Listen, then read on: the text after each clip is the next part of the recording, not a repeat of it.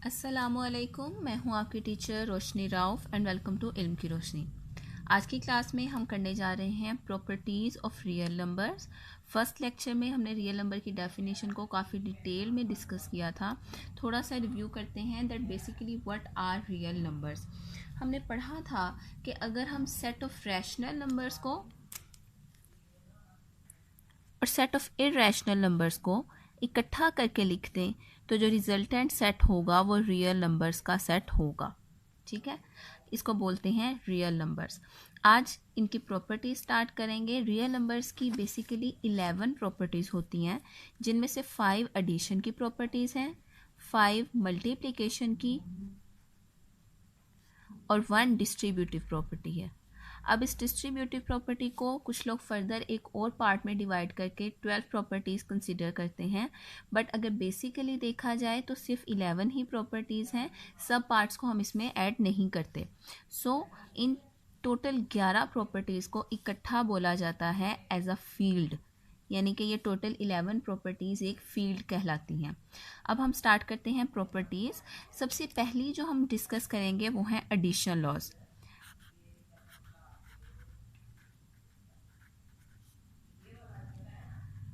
Addition laws में और multiplication laws में बहुत ज़्यादा सिमिलैरिटीज़ हैं, इसी वजह से मैं दोनों आपको साइड बाय साइड समझाऊंगी ताकि आपको अच्छे से समझ आ जाए और इसमें आपको बहुत ज़्यादा आसानी भी होगी। सबसे पहली प्रॉपर्टी जो एडिशन लॉ के और मल्टीप्लिकेशन लॉ के अंडर आती है वो है क्लेयर लॉ।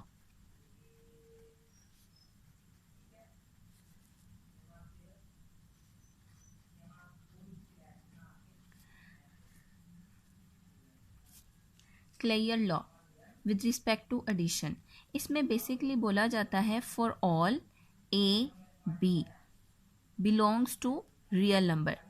कह रहे हैं कि अगर ए और बी दो नंबर्स हैं, दो वैल्यूज़ हैं जो हमने रियल नंबर से ली हैं, तो अगर हम ए प्लस बी करें तो जो रिज़ल्ट आएगा वो भी एक अदद रियल नंबर ही होगा।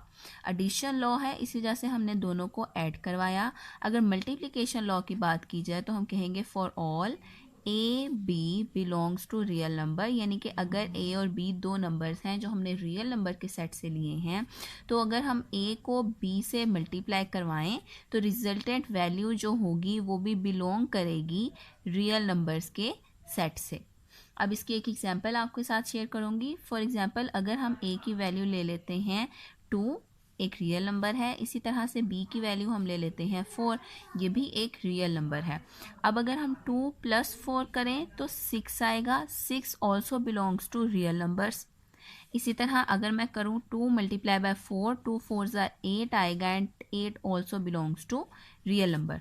तो ये थी हमारी क्लियर प्रॉपर्टी, यानी कि अगर दो वैल्यूज़ को रियल नंबर्स के सेट से लें तो उन दोनों वैल्यूज़ को चाहे प्लस करवाएं चाहे मल्टीप्लाई करवाएं, आंसर भी हमेशा रियल नंबर ही होगा।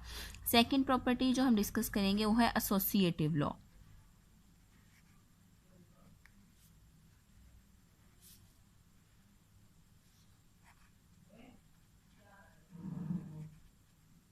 अब एसोसिएटिव लॉ का बेसिकली मतलब क्या है? एसोसिएटिव लॉ का मतलब है कि for all A B C belongs to real number, कि अगर हम 3 नंबर्स लें रियल नंबर्स के सेट से तो ए प्लस बी प्लस सी हमेशा इक्वल होगा ए प्लस बी प्लस सी के, रिगार्डलेस कि आप पहले ए प्लस बी करके उसको सी में ऐड करते हो या बी प्लस सी करके उसको ए में ऐड करते हो।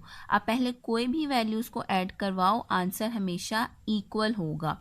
इसी तरह से अगर एसोसिएटिव लॉ फॉर मल्टीप्लिकेशन के बारे में बात की जाए तो उसमें भी यही है कि ए बी सी अगर हमने 3 नंबर्स लिए हैं रियल नंबर के सेट में से तो A multiply by B multiply by C हमेशा इक्वल होगा A multiply by B multiply by C के। इससे फ़र्क नहीं पड़ता कि आप पहले ए बी को मल्टीप्लाई करवाएं या पहले बी सी को मल्टीप्लाई करवाएं। इसकी भी एक एग्जांपल देख लेते हैं। अगर हमने ए लिया है 1, बी ले लिया हमने 2 और सी ले लिया हमने 3, तो आ गया 1 + 2 + 3 = 1 + 2 + 3। अब 1 + 2 = 3, 3 + 3 आंसर आ गया 6। इसी तरह से 2 + 3 = 5 एंड 5 + 1 आंसर आ गया 6। यानी कि दोनों सूरतों में आंसर हमारा सेम ही होगा। अब अगर यही एग्जाम्पल हम मल्टीप्लिकेशन के लॉ पर इम्प्लीमेंट करें तो वो कुछ इस तरह से होगी that 1 × 2 × 3 equals to 1 × 2 × 3. Now 1 2s are 2 and 2 3s are 6. अगर इधर देखें तो 2 3s are 6 and 1 6 are 6, यानी कि दोनों सूरतों में आंसर हमेशा इक्वल ही आएगा। नेक्स्ट प्रॉपर्टी जो हम डिस्कस करने जा रहे हैं वो है एडिटिव आइडेंटिटी की। थर्ड वन प्रॉपर्टी है हमारे पास एडिटिव आइडेंटिटी। अब एडिटिव आइडेंटिटी का बेसिकली मतलब क्या है? एडिटिव आइडेंटिटी में बेसिक चीज़ है इसका नाम, मतलब कि आइडेंटिटी।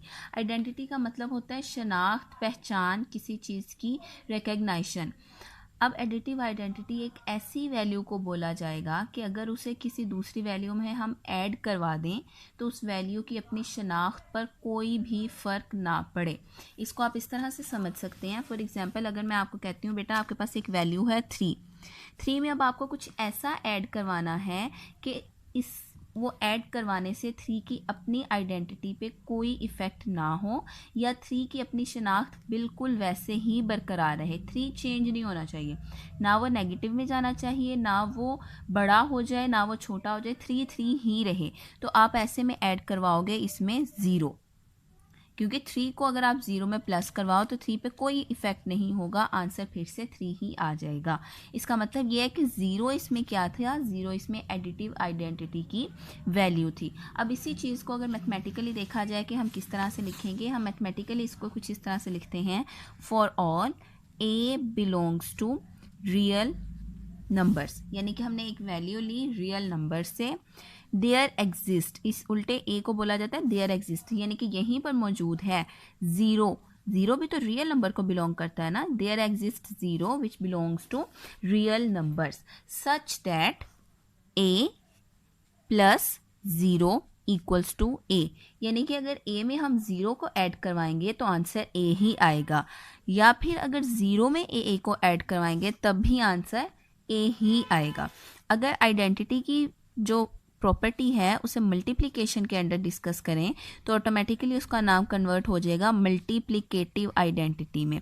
अब मल्टीप्लिकेटिव आइडेंटिटी में भी सबसे पहले हमें यही देखना है कि हमें एक ऐसी वैल्यू को मल्टीप्लाई करवाना है, एक ऐसी वैल्यू को मल्टीप्लाई करवाना है कि जिसको मल्टीप्लाई करवाने से ओरिजिनल वैल्यू के ऊपर कोई इफ़ेक्ट ना हो, उसकी अपनी शनाख्त बरकरार रहे।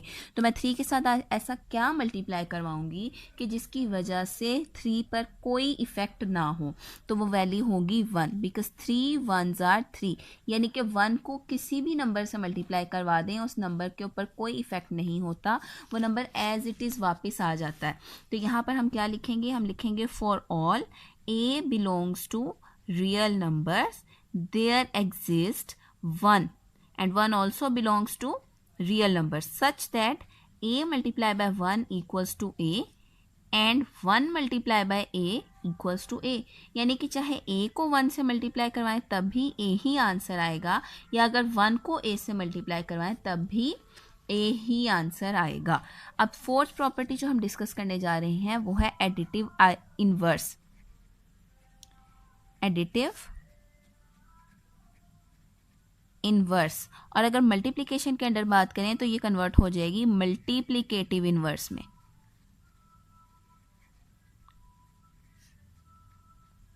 ठीक है। अब एडिटिव इनवर्स का मतलब क्या है? एडिटिव इनवर्स का बेसिकली मतलब होता है बेटे कि तो ऐसी वैल्यूज को ऐड करवाया जाए कि आंसर 0 आए। एडिटिव आइडेंटिटी आपने पढ़ा था ना, क्या एडिटिव आइडेंटिटी क्या होती है? 0। सो एडिटिव इनवर्स हम किसको बोलेंगे? तो ऐसी वैल्यूज को जिनको ऐड करवाएं तो आंसर 0 आए। अगर मैं आपसे बोलती हूँ कि आपके पास 5 मौजूद है, ठीक है, आपको कुछ ऐसा ऐड करवाना है कि आंसर 0 आए, तो आप ऑटोमेटिकली 5 का इन्वर्स, एडिटिव इन्वर्स मतलब कि -5 उसमें ऐड करवाओगे तो आंसर आ जाएगा 0। तो एडिटिव इन्वर्स किसको बोला जाता है? एडिटिव इन्वर्स बोला जाता है एक ऐसी वैल्यू जो साइन में ऑपोजिट हो ओरिजिनल वैल्यू के। इसे मैथमेटिकली कुछ इस तरह से लिखेंगे, for all A belongs to set of real numbers, ठीक है, कि अगर ए जो है वो सेट ऑफ रियल नंबर्स को बिलोंग कर रहा है, देयर एग्जिस्ट, यहीं पर मौजूद है नेगेटिव ए, और वो भी बिलोंग करता है सेट ऑफ रियल नंबर्स को, such that A plus negative A, कि अगर आप ए में नेगेटिव ए को ऐड करवा दो तो आंसर आएगा 0, या पहले अगर आप नेगेटिव ए लिख लो और उसको ऐड करवा दो ए में, तभी आंसर क्या होगा? 0। अब अगर मल्टीप्लिकेटिव इन्वर्स की बात की जाए तो मल्टीप्लिकेटिव इन्वर्स किस तरह से होगा कि फॉर एग्जांपल आपके पास एक वैल्यू मौजूद है 5, तो आपको एक ऐसी वैल्यू इसके साथ मल्टीप्लाई करवानी है कि आंसर आए 1। मल्टीप्लिकेटिव आइडेंटिटी की वैल्यू 1 थी ना, मल्टीप्लिकेटिव आइडेंटिटी की वैल्यू क्या थी? 1। तो हमें क्या चाहिए? हमें एक ऐसी वैल्यू चाहिए जिसे 5 से मल्टीप्लाई करवाने पर हमारा आंसर 1 आए। तो हम इसको मल्टीप्लाई करवाएंगे 1/5 से, यानी कि 5 को उसके मल्टीप्लिकेटिव इन्वर्स के साथ मल्टीप्लाई करवा दिया जाएगा। मैथमेटिकली इसे लिखेंगे, for all A belongs to set of real numbers, there exist 1/a, यानी कि यहीं पर क्या चीज़ मौजूद है? अगर a एक रियल नंबर है तो 1/a भी एक रियल नंबर ही होगा, such that a multiply by 1/a equals to 1, ठीक है, कि अगर हम a को 1/a से मल्टीप्लाई करवाएं तो आंसर 1 आएगा, या अगर हम पहले 1/a भी लिखते हैं और फिर उसको a से मल्टीप्लाई करवाते हैं तब भी आंसर 1 ही आएगा। यहाँ पे ये जो 1/a है इसको हम कुछ इस तरह से भी लिख सकते हैं a इन्वर्स की सूरत में। मैंने 1/a इसलिए यूज़ किया ताकि आपको ज़्यादा अच्छे से समझ आ जाए। लास्ट प्रॉपर्टी जो हम इन दोनों के अंडर डिस्कस करेंगे वो है कम्यूटेटिव लॉ।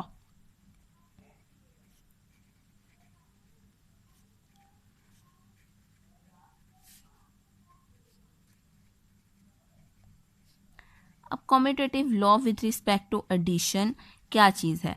इसका मतलब है कि अगर दो values for all A B belongs to real number, अगर हमने दो वैल्यूज़ ली हैं रियल नंबर्स में से और उन दोनों को करवाया है ऐड, मतलब कि ए प्लस बी, तो इससे कोई फ़र्क नहीं पड़ेगा कि हम पहले ए लिखें या पहले बी, आंसर दोनों ही सूरतों में सेम होगा, इक्वल होगा। फॉर एग्जांपल अगर a की वैल्यू 2 है और b की वैल्यू 3 है तो 2 + 3 भी 5 ही आएगा और 3 + 2 भी 5 ही होगा।